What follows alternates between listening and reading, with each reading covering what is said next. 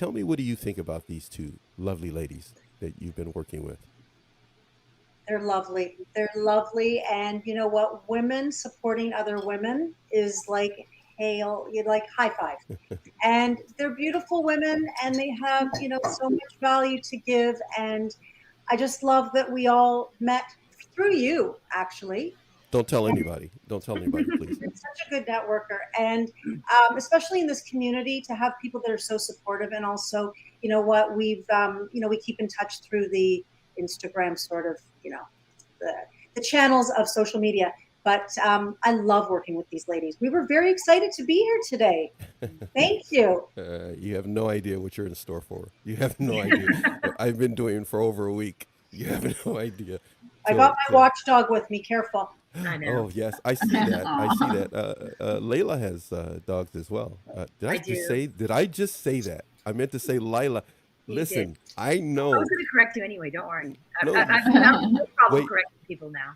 I was gonna tell everybody before we got started. Now look, everybody, don't mess up Lila's name, okay? I know it really well, and the first thing I did got out of my mouth. I am so sorry.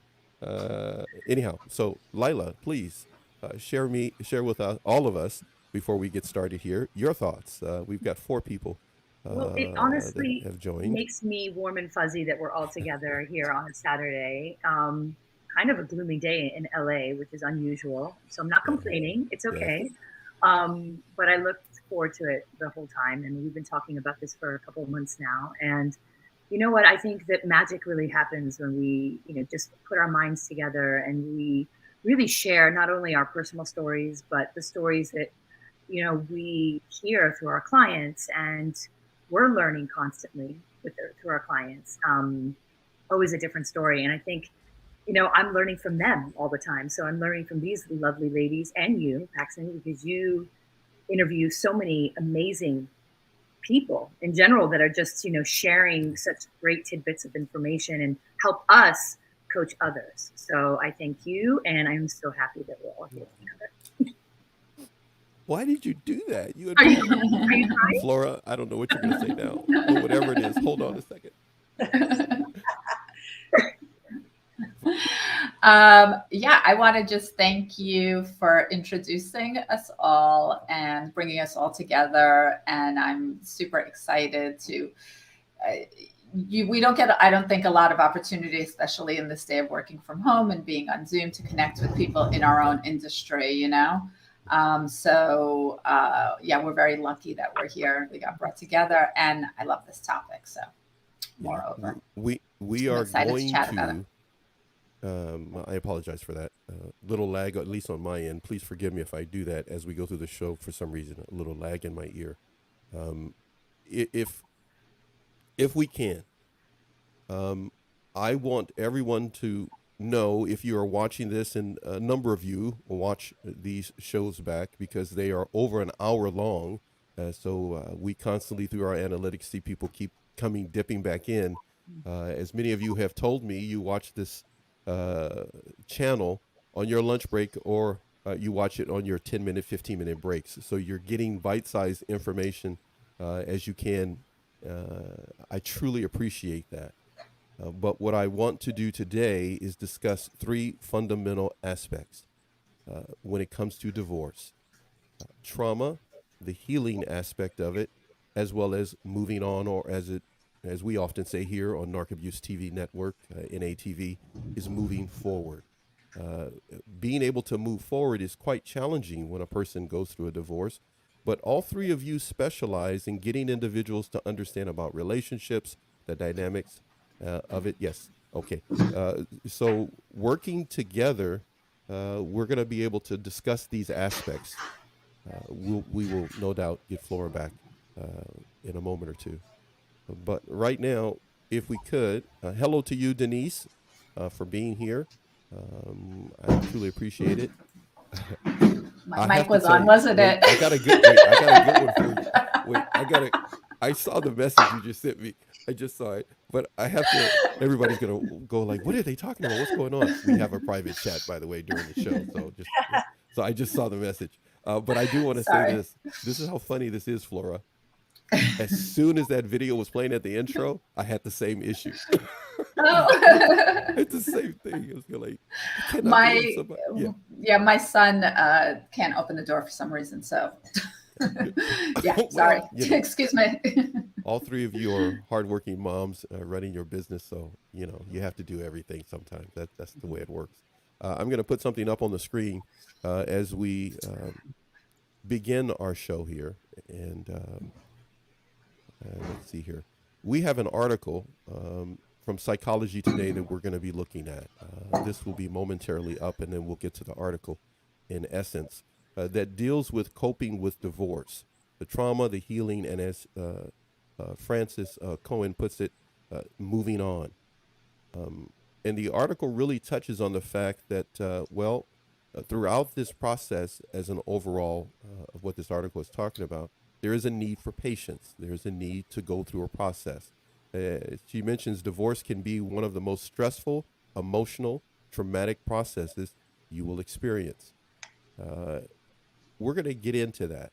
You have clients that have experienced those three things: the stress, the emotional aspects, and the trauma. Could you share a little bit through your professions how you've been able to see individuals navigate through those aspects of divorce, the trauma that comes with it? Who do you want to go first? I wanted to see what was going to happen. That's why I didn't say anything. I just wanted Free for all. Yeah, free for all. Well, I mean, I can say that one of the aspects of trauma, and I'm sure that it's all very relatable, but it's the self-worth that you lack at the end of it. It's, you're traumatized by your own self, by, question yourself, your ability to make decisions, your ability to live in a certain way in life, right? So you're just traumatized by yourself almost. And a lot of people talk about the trauma itself, that, what you thought was going to happen isn't no longer, right? You thought you're going to build a family, you thought you're going to be married forever, this dream, and then that's taken away from you. There's a lot about your own self-worth that touches the trauma aspect of it.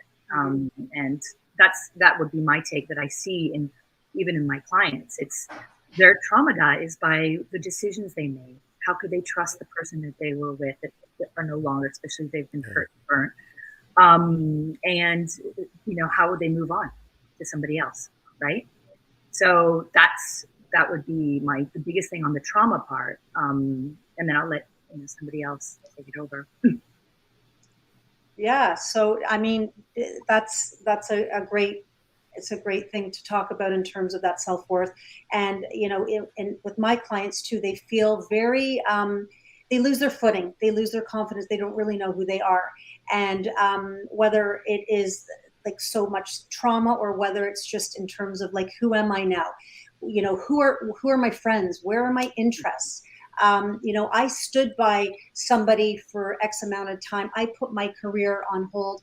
So now it's about, where do I start rebuilding me? Because I've lost myself along the way.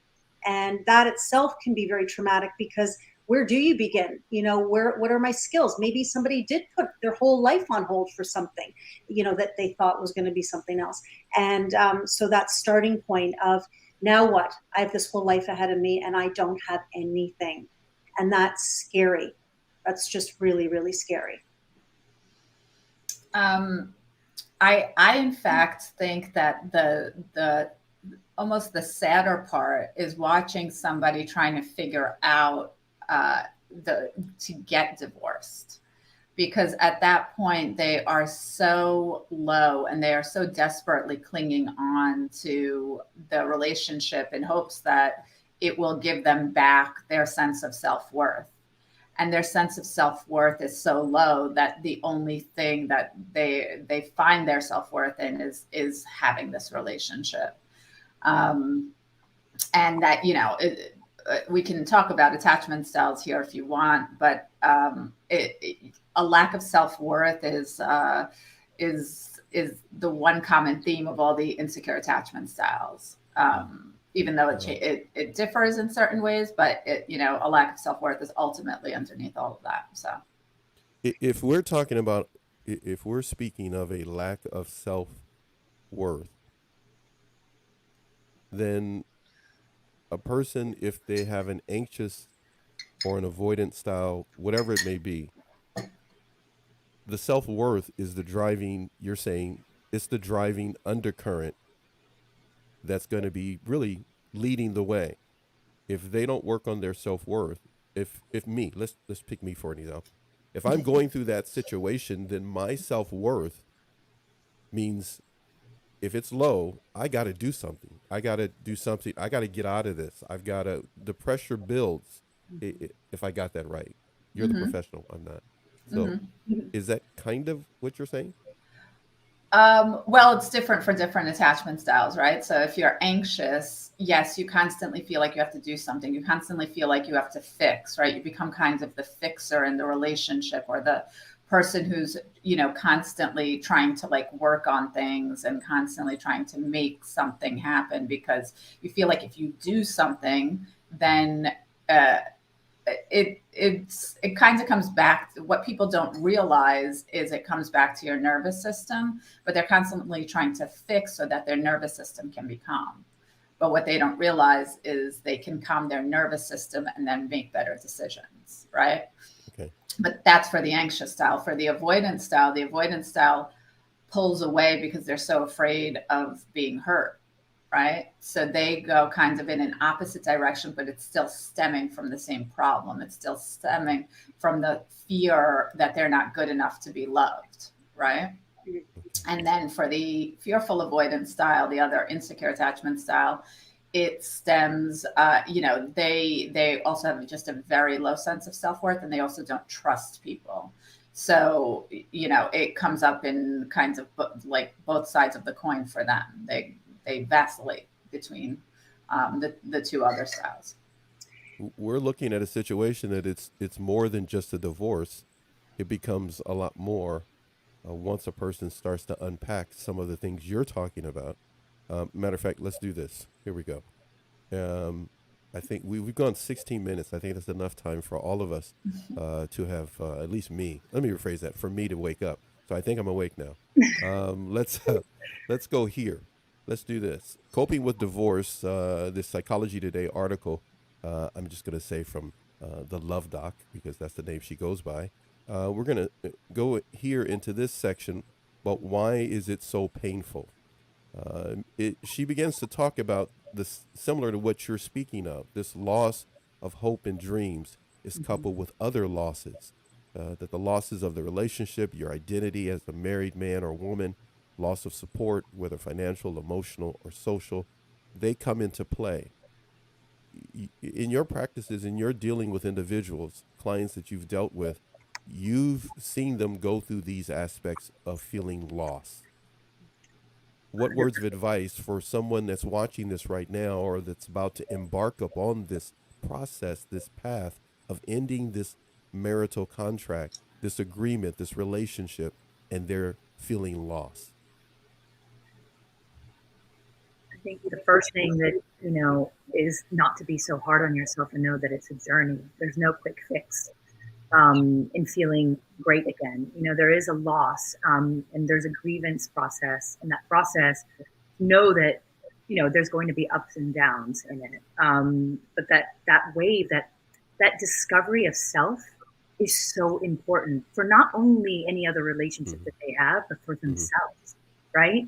That what we're talking about earlier, the self-worth, that self-worth we bring into a relationship before things went sour, right? Yeah. Is what Flora was saying even earlier. It's like we have these certain styles, and on the baseline is this self-worth, right? So whatever it is, we're bringing it into the relationship. Then it's manifesting within the relationship the way it does. And then when the relationship is over, we are attaching that's over. But really what it is that that could be a rebirth for themselves, right? A rebirth for their own worth and actually getting to know themselves. I say that I got to know myself so much better after my divorce, right? All my clients are getting to know themselves way better and starting to like themselves, liking themselves without a relationship, liking themselves for themselves, right? Just being with themselves, being able to be with themselves Yeah. something that they may have never given themselves a chance to do before Absolutely. they met that person, and Mhm. now they're rediscovering who they truly are and could be. Right. I mean, I say, and we can, I don't want to skip ahead, but that is part of the journey, Go right? on, skip ahead. Go on, skip ahead, girl. Go on, No, I'm skip talking ahead. about the healing journey, but I'm talking about, that's before that even happens, this sense of loss. It's like you do have to sit with it. There's no quick fix. There's no, there is mourning, there is hurt, there is crying, there is a lot of emotions that are going on. You can't put them away or brush them under the table. You've got to feel the feels, right? But there is that, that light in the end of the tunnel is, God, you're going to get to know yourself so much better. And no one can take that away from you. So. And the choices will be different. Yes? Yeah.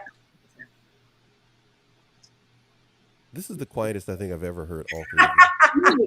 I couldn't get you guys to stop talking in the last show. Let me add to this. So, and when you're in a marriage too, sometimes you're meeting clients that have put so much of their identity into their partner. And so, there's the loss of self, and then there's that loss of confidence. And they think they're really happy. They're sailing along, everything's great because they have the confidence from somebody else. And it's that, I think when, even Flora was saying, that's really sad too, because when they do come out of that, and, I meet with clients who say, he did this and he was this and he, and you ask yourself, well, where were you in all of this? Like, where are you? Where are you in this? And they don't even pick up on it. It's more like, well, he, and you're trying to get them to really separate, where are you? And how can you now take this situation and heal, but not only heal, but deal. You've got to be real with yourself, and you've got to acknowledge that, this is a severance, and now it's a rebuild, and it does take time. I know we're going to get into patience in a little bit, but it's a very slow process, and you've got to trust it. And people just, they don't always know where to start with the trust and trusting themselves, in fact, as a beginning. Yeah. And that's it's something you learn after you have a huge life transition, like divorce. It's not something we're taught really, or definitely not me. We're taught growing up. We're just kind of taught to like do things and achieve and be this or be that, and then get married and then have the white picket fence and get the dogs, and just this is what your life is supposed to be like. And then you're facing divorce, and you're not only facing divorce, but what I think people are more afraid of that they don't even realize is the unknown. People are afraid of the unknown. They don't know what life looks like if it's not the way that it was planned. And that can be very, very scary. But when you trust yourself and when you learn to build that trust, like Paula was talking about, you're not afraid of the unknown anymore, because you know that you can trust yourself within that. I would love to share actually what a client told me that was really interesting. He's like, I think life is so backwards. He's like, we're taught in school to take lessons, learn, and then take the test. But life throws the test at us, and then we learn the lessons afterwards. So, divorce is a huge test, right? It's a huge test. And so we're learning so much from it. And it's kind of putting that mind frame is, it hurts. I totally understand that. But I am going to learn so much from this. I am going to learn to trust myself. That is the most important thing moving forward, right? Yeah, because you've built the structure together, and you may have leaned on somebody for their confidence and identity, and you've lost some of yours. But the other thing is that even like say people are blindsided. There's people that are actually blindsided, and that is, that's a whole other can of worms in terms of dealing with like, well, I never ever had a problem. We never fought, we never had a bad word to say about each other. And that is like, that becomes like, what the hell? Like, I shouldn't say hell, heck. What the And heck? you know, YouTube is governed by FCC, but I think they'll let you say that. Go ahead. And it's yeah, it's a tough one. And it's funny because in my situation, I had delayed trauma. I would say I was, I dealt with things because I told, I'm very impatient, so I wanted to get out of this feeling. Not you, not you, not you. You're not impatient. Yeah, a little. And I dealt, and it backfired because you still have to deal with those emotions, but they came back at me years later, and I'm like, wait, didn't I deal with this yet? No.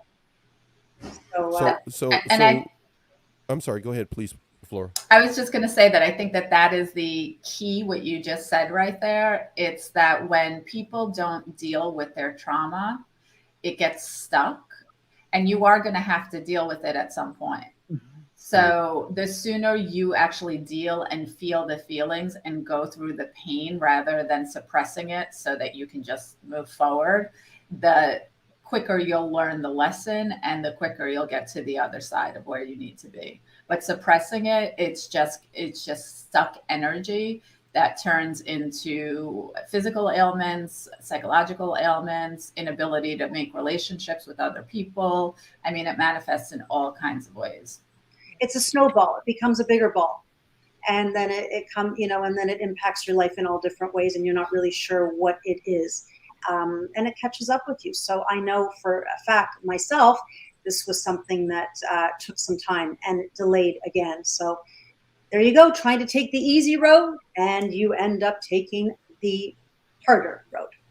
So in the relationship, a person steps into divorce, that means that something unhealthy is there. Is that what you're saying? Something unhealthy has happened. Something unhealthy is taking place.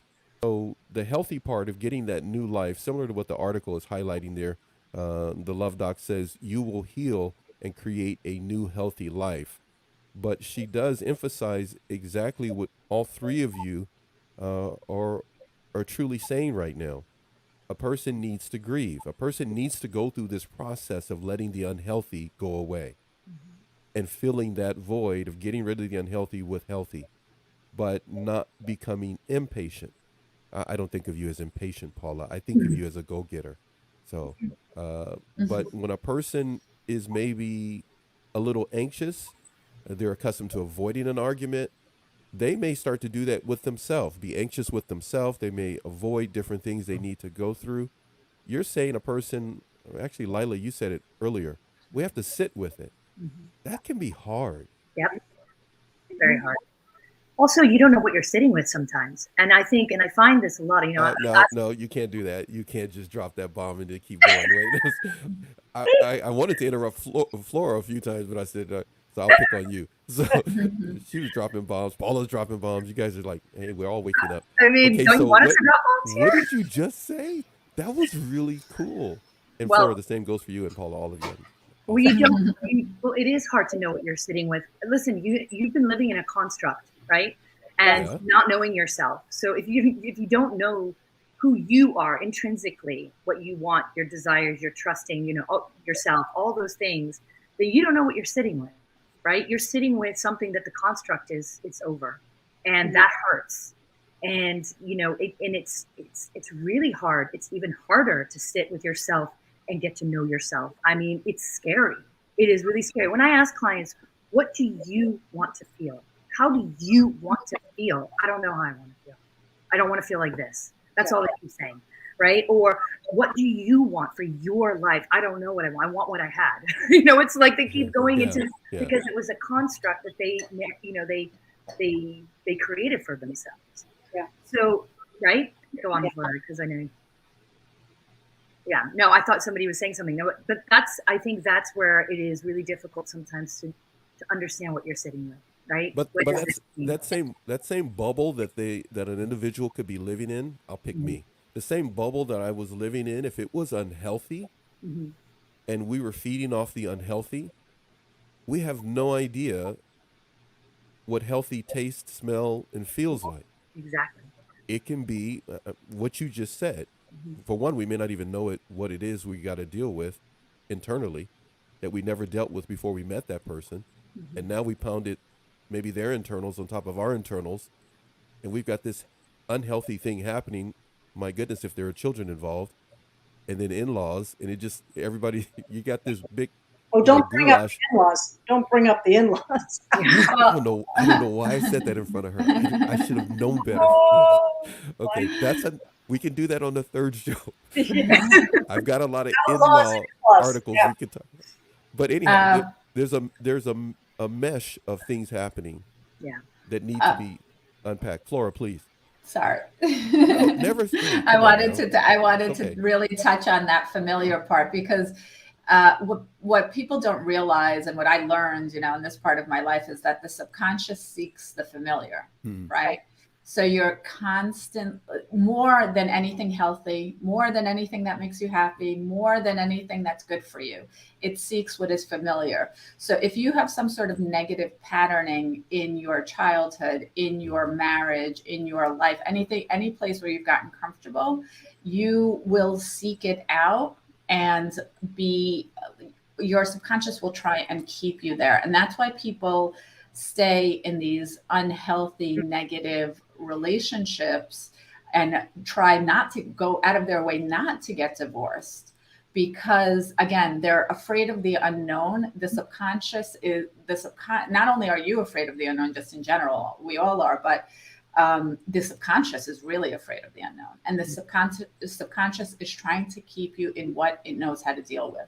So even though this relationship is unhealthy, that you're fighting all the time, that your kids shouldn't be listening to this, you will gravitate towards it and want to stay there, because your subconscious doesn't want to let you out because it's uncomfortable. It's like better know the devil you know than the devil you don't know. Exactly. Yeah. And it's overwhelming just to think about the process and what is going to happen in the aftermath, right? So, but again, but the root of all of this, and this is, again, it goes back to what we were all talking about earlier, is the root of it is that self-worth. It's the root of it is that trusting yourself. Can you handle that? Can you, what's to come, right? When you're in a place of strength, in a place of, I know who I am, I know what I need, I know what I stand for, I know what I can't stand for, then there's no question. You're doing it, right? Yeah. So, and I know, and and I'm not jumping ahead, but I'm just saying that after something like this, the light at the end of the tunnel is you get to a place that no matter any other relationship you have, if you've done this work that we're talking about, then you get to a place you're like, I'm in a relationship knowing that if it doesn't last, I will be okay because I'm okay with me. That's the end goal, right? Yeah. It's not about, I need a relationship. I need another one for this. I need this to fulfill me. No. I'm fulfilled myself. And the next relationship is going to be great while it lasts, if it lasts, and great. Now we get to that scary part again, huh? A person could be scared of that very thought that I'm okay walking with myself. I'm not going to throw out the normal term, which is I'm alone, because most people are not if they've reached out to someone through this process, maybe a coach, or they've reached out to family members. So they're never really alone. They just may be by themselves. And that can be scary for a number of individuals. I'm going to pick on me again. If I'm not accustomed to being by myself, I'm sorry. I had a parent moment there. My father, I can hear his voice in my head. He goes like, "You go to the bathroom by yourself? What's the problem, boy? You ain't gotta have a woman all the time. You ain't gotta be with your brothers all the time." So it just made me laugh. I had to it just popped in my head. That's just weird. I'm turning into my dad. Anyhow, what I was gonna say is, he emphasized, but it's a point that if you can't be accustomed to being by yourself, of what do you bring to the table with a woman or a man? Because now you're living off of their life experiences. And so divorce can actually put a huge beacon of light on just that issue that I've always lived my life gravitating, that I need other people to feel that sense of completeness. And divorce can literally shatter all of that if it's never been addressed, is what I'm getting from what all three of you are saying. Oh yeah. And also teaching people to be to be comfy in the discomfort. And, that's like a whole other mindset. But, I used to run away from discomfort. I mean, I just was, take me away. No one wants to be uncomfortable. I just can't see you like that. I'm sorry. That just strikes me as a surprise. You're such a tough woman who gets in there and it's all overturns the life everything. experience. Is that, oh, okay. All right, Yes. go ahead, please. So learning and leaning into discomfort takes away that, that desperate, sense of like, I can't be alone and I can't feel uncomfortable, and and making mistakes, because it's all choices. But that resilience, when you learn to be comfy in that, the whole, everything changes. And then you can start really testing and challenging yourself, because life is just never going smooth. I mean, whether it's a divorce, whether it's the end of a job, whether it's the end of a friendship, death, there's many transitions in life. You've got to learn how to cope. You've got to learn how to deal. You've got to, it's not like somebody can't give you this gift to say it's all going to work out. It's okay to not to be okay. And it's okay to be uncomfortable. These are, coping mechanisms that you're going to have to learn. It's just the reality of life, right? Yeah. And speaking of those coping mechanisms, it's what we're always running away from with trying to be around other people, which is a very like anxious attachment style thing, right? And even on the avoidance side of it too, we're just running away from ourselves. Yes. Right. We are either running towards people so we don't have to deal with ourselves and like know ourselves and trust ourselves, because we don't trust ourselves. Right. So we're always looking outside for validation.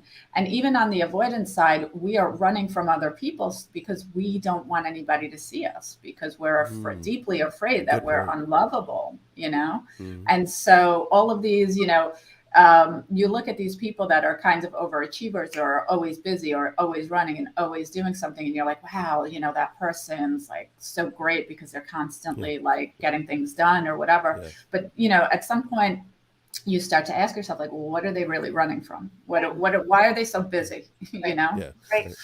That's a really good point, because I have a lot of clients that are like, the busier I am, the happier I am. And I'm like, well, what's wrong with sitting still? What happens when you sit still? Oh, my mind goes crazy. But it's okay that your mind goes crazy. It's okay that you're uncomfortable, because that running is, you're running from yourself. And eventually you find yourself around the corner.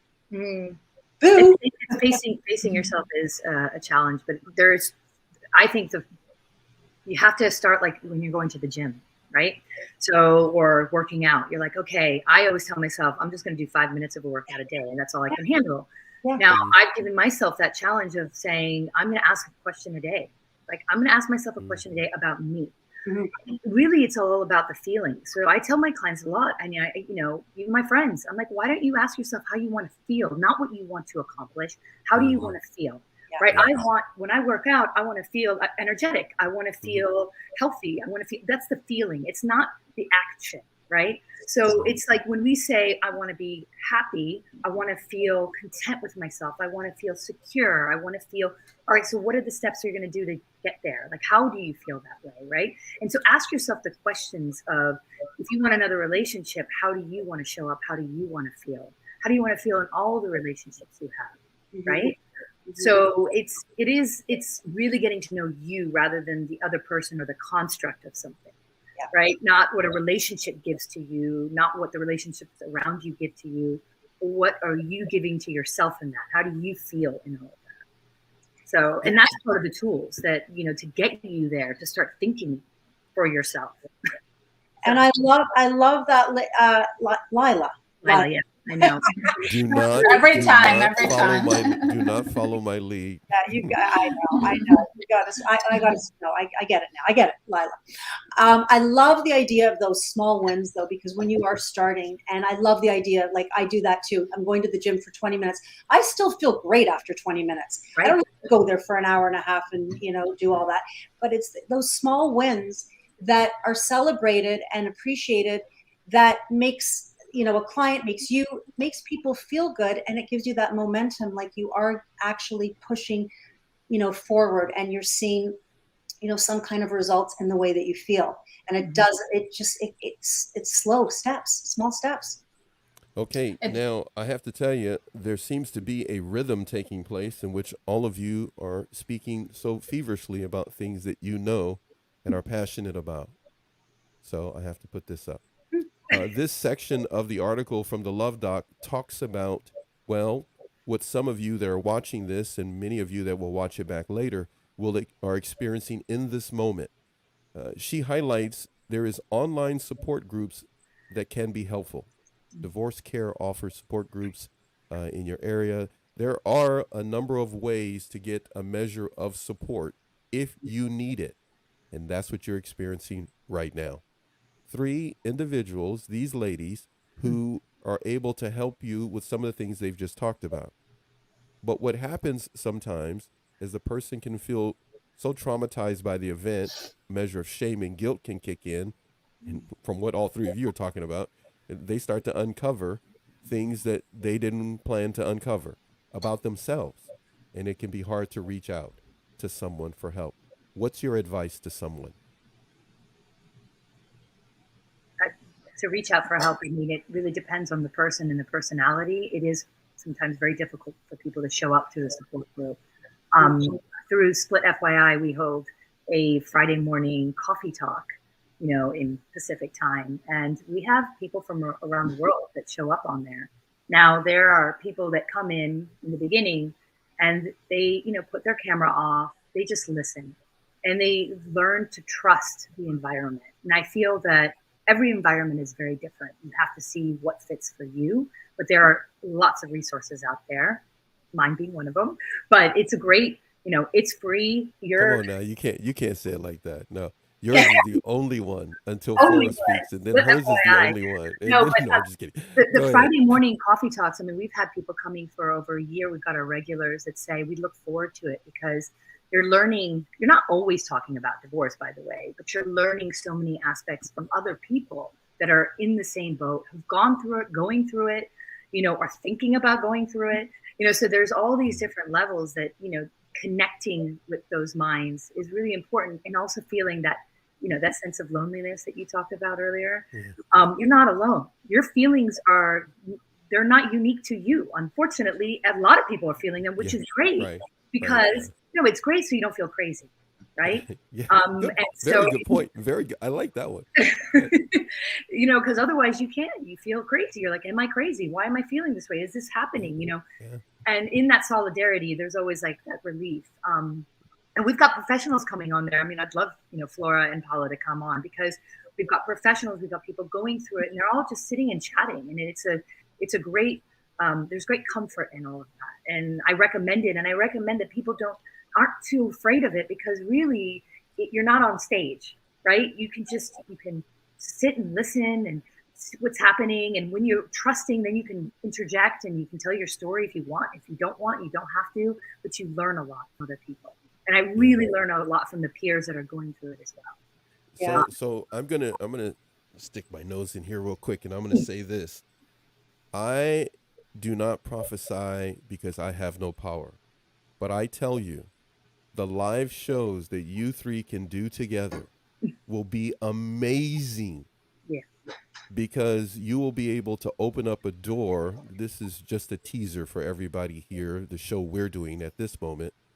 Because if you 3 do a show together, I am telling you, it's going to really open up for a lot of women and men.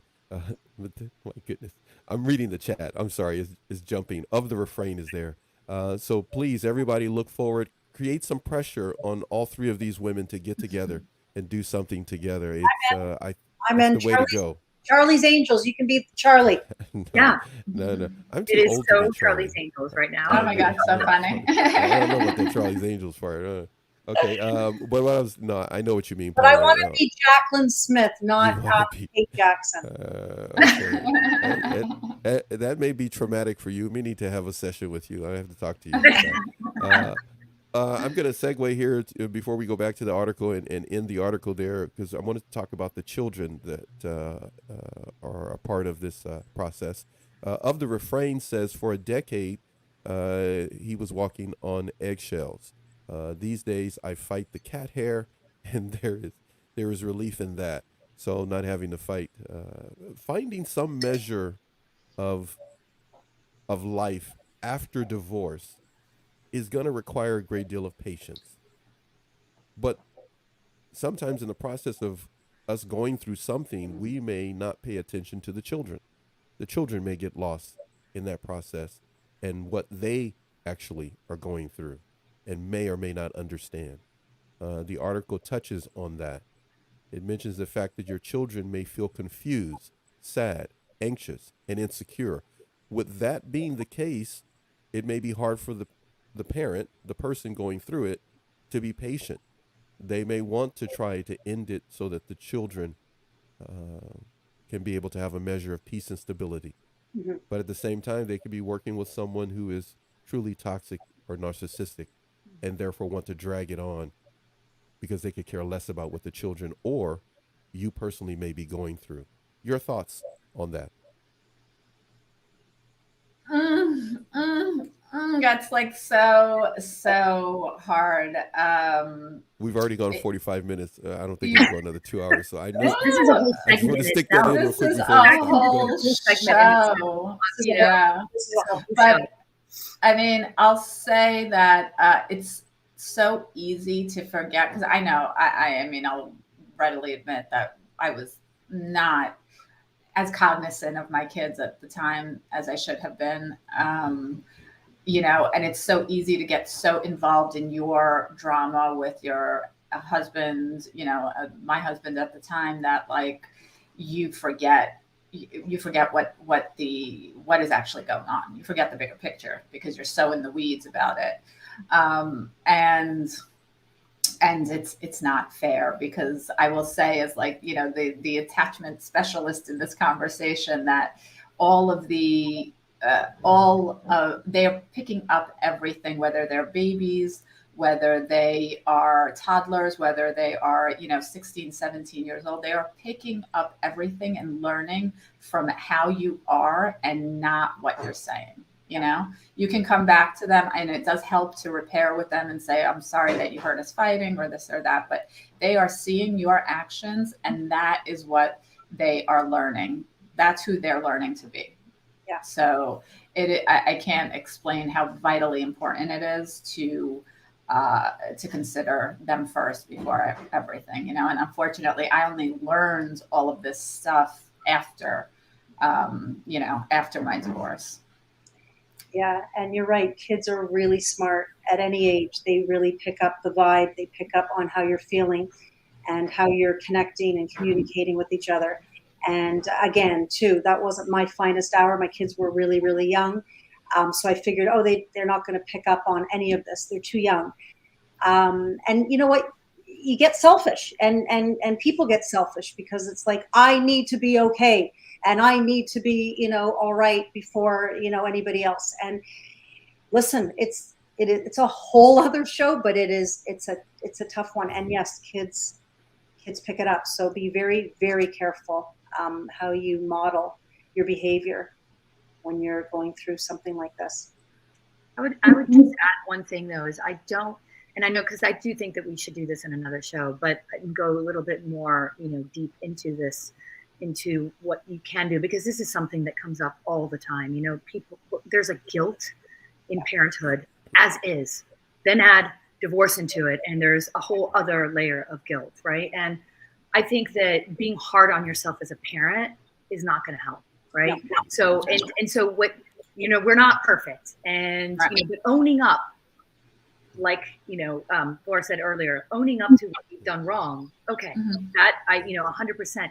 But not go even a little further. Don't be so, and it depends on the age, of course, but be a little more transparent of your feelings and teach them it's okay to talk about feelings and have them and navigate them, because it's a learning lesson for them, right? Maybe when they're too young, they can't conceptualize. I mean, my daughter was born into a divorce, right? So, and I've had this whole evolution with her, and I know now, I mean, look, I did 10 years in and out of court, and it was really taxing on me that I tried to protect her from. But she would see me cry, or she would see me sometimes that way. And I couldn't hide from that, right? it's being transparent that, mommy is feeling a certain way, not blaming the other parent. It's how I'm feeling. And so learning to talk about those things are so important for a child who's especially going through a divorce. And this is why it's so important to get help and to be part of a group and to be going through this with other people. Because number one, first of all, we're staying in these relationships, these toxic, argumentative relationships, just not to get divorced for the kids. And then the kids are watching us yell and scream and yell and scream and, not being our fully authentic expressed selves and, not properly growing. And then we try and hide everything from them, all the negative stuff. But, they're just getting these mixed messages. And so I can't express how important it is to just kind of get help around this and to navigate this, because it's not easy. It's a whole different, doing this in a healthy way is a whole different experience than how most of us have been taught to. Yeah, doing this in a healthy way is actually what, we can discuss that in a third show that we will do together. This was to be a 3-part series. So for everyone out there, I deliberately brought this article in. I deliberately brought it to this point so that we will let you know this is something we will be touching on because it needs to be something that is not swept under the rug. A divorce can be a discussion that is swept under the rug. But when it's, as we're doing right now, and as these beautiful people and ladies do on their own individual platforms, it's discussed. And when it is discussed, I'm telling you, the feedback is amazing that we receive on our end here at NARC Abuse TV. People can talk about narcissism, but to talk about divorce and life after divorce and the process and the pain and confusion it can cause for not just the individual, but for the children is something they want to have as an open discussion. I thank all three of you so much for doing 2 shows with me, but I look forward to the third one in which we can talk about this aspect, which is a 2-hour discussion seemingly within itself. But let me do something here.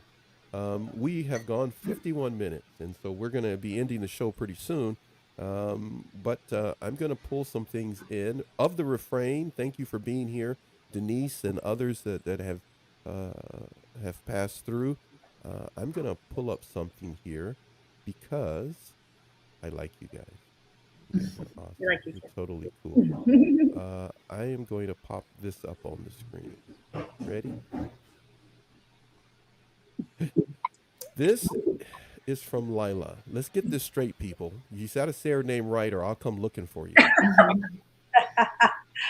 She's not anything else but Laila. It says somebody is rooting for you. That's what you posted.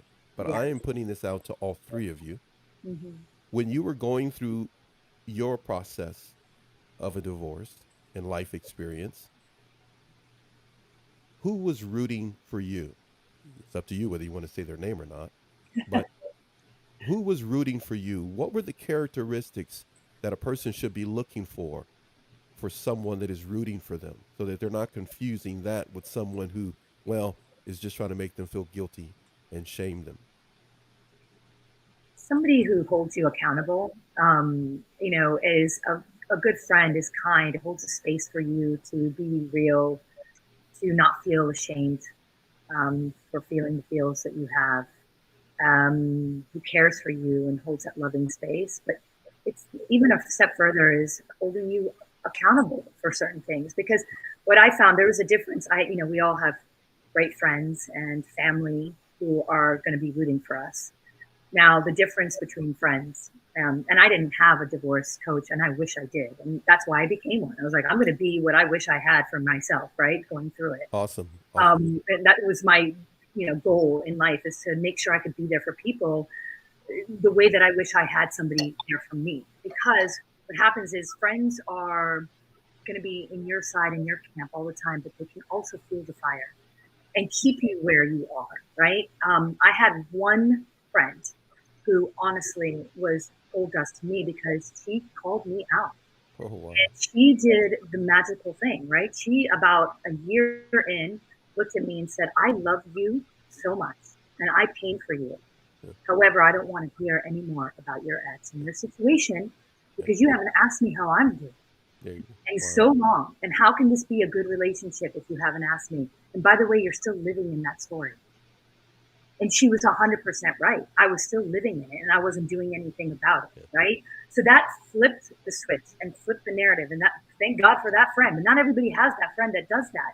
And often I talk to friends of people going through divorce and say, that is the best thing you can do. Be honest, be real. If they're open for it, great. They might not be, they might get hurt by it 100%, but set it up in a way that you're not hurting them. You're telling them how you feel because they need to listen to how you feel about it. So I'll say that piece is that one friend, I'll say her name, Jessamy, she's awesome. Hopefully she'll listen to this. Awesome. Really, really changed that narrative for me, changed that script for me, and I was lucky to have that. So that was really good. that was she called Thank you Jessamy. on it. Thank you, She called Jessamy. you on it. Stephanie. Yeah. All right. I like that. Anybody else want to share before I have something special I want to share? I just wanted to say that I was never afraid to ask for help. I'd ask the grocery store lady for help, or anybody that would listen, because that's how I cope. Like that's how I got through it. So whether or not it was sound advice or whatever it was, I needed to speak and I needed somebody to hear me, and I got what I needed. However, it brings us into patience, and sometimes you do have to wait for the right people to come into your life. You have to be patient with yourself. This is something that I'm learning, like on the job. But you do have to be selective of who's coming in and grasping that energy and preserving that energy, because like you said, some people can suck the life out of you and think that you're getting that sound advice, but they're not out for your best interest, and you want to wait for the right people. And I think with that exact point, I can't express how important it is to reach out to like a group or something anonymous and something that you are not normal, something that's outside of your friend group and your family group, because yes, they will support you, and yes, they will fuel the fire at the same time, and they mean well and they want the best for you, but they don't know how.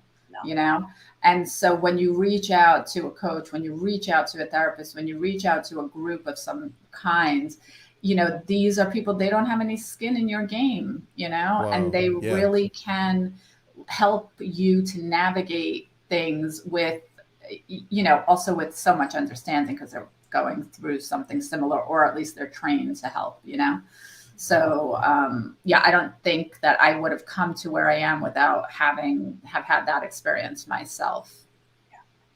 We survive because we persist is what Of the Refrain says. Thank you so much for being a part of our live discussion on being patient in our relationships, even with our children, when it comes to divorce, that we can be tested when it comes to our emotions. They can be very traumatic events that we go through, but I appreciate you being a part of the show. When you agreed to do this with me many moons ago, and you agreed to do this, you of course trusted me. That was a bad mistake. I mean, that was a good idea. I really appreciate that you do that. I have no common sense. I'm out of my mind, right? Okay, all right. So, I truly appreciate that you trusted me. However, you had no idea exactly what I was going to do. So we have gone 58 minutes and 10 seconds and counting. We try to keep these shows at a measured amount to discuss a few things.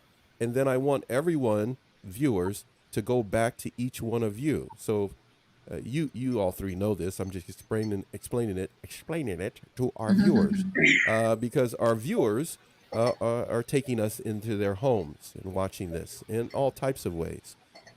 But hopefully you came today and you were able to know that you can get a hold of any one of these ladies, and it may be your wake-up call. You can book an appointment with each one of them, all of them. You could do whatever you like so that you can get strong for whatever you're going through. But what we're concerned about is that all four of us is that you have a new mindset so that you can have different and new results. as you move forward in trying to manage your emotions. Because as you navigate, you will find that with your children, with those who love you, you're going to find a different path, a path that's going to work for you. You're going to have moments that you're going to feel negative. Just make sure, like Laila said, you got a Stephanie in your life that will boot you in the right direction. But thank you for stopping by at NARC Abuse TV. We really appreciate it. But we do have to go. But before we go, it's very important that if you have any comments that you like to share, you can. Oh, wait, look, before I even said it. Do that. What do we have here? 58 minutes went by in a blink of an eye. Oh, Thank you of the refrain. We appreciate you saying that. We appreciate you being here. We wanted to have a brief discussion on divorce, the need for patience. It's a process that you may have to go through. The shows are never about me, but that's the most I think I've ever done a lot of talking on a show. All three of you, get ready. I have something for you because we're going to end the show. But before we go, would you like to say a few words before we go? I like that. I wanted to do that. Who's going to go first? I love when you guys do that. Where are we? Where are we? Is Paula's going first, right? Am I going first? But I don't see me. Did you take us off? No, Paula, you're still there. This is like a family reunion. Paula, you just go ahead and start speaking, my love. But I can't see the other girls. It's okay. They're there. But Okay. just go ahead and tell everybody what you really think about, well, not me, but them. I did already. Okay. Any last words you want to say? No, thank you for this platform. I love sharing value. I love collaborative approaches. I think the three of us had some really good pieces of great, nuggets to share. And divorce is, tough, but so are you. And you can get past this. There is life after divorce. There's opportunity after divorce. And you know what? We all have we all have our own unique approaches on helping you, and please, reach out to any of us. Thanks so much. Laila, anything for us? Well, I mean, that's hard to beat that because I think she summarized it in a nutshell. And yeah, I think that the synergy between us three us four, have been amazing. No, three. You were right the first time. You had some good nuggets in there too. You can't hide from that. It was just, and again, like I always say, I always learn from them as well. So I'm constantly learning and putting things in my pocket so that I can help serve others. And yeah, divorce is not the end. It is a beginning of, self-discovery. And I think that, if you can view it that way and start from there and know that it's going to be a bumpy ride, but there are some smooth trails in there, then, we're here to help you, any one of us or all of us. And, there's, like you said, a lot of groups out there to help support them through, especially Split FYI. Guess who gets to go next? Me. I want to just thank you, Paxton, for finding me somewhere in the depths of Instagram and for bringing me here to be with you guys, because this is awesome. And I appreciate the platform, and I appreciate also getting to know everyone. I can't begin to express, not only is there life after divorce, but your real life, the life you were meant to live, starts after divorce. Mm-hmm. Even though you don't see it in the moment, it doesn't feel like it, that is where you're going. So just know that if it's happening and if it's time, it's only because your real life is ready to happen. So that's it. Look at us. Look at us. We're like the after, so yeah. We're showing you how it could be. Exactly. I love that. I love that you said that. See, I can always count on your passion because you are a very patient woman. Look at this here. Of the refrain says, big hugs all around. Thank you from the heart. Thank you. Real talks in the house.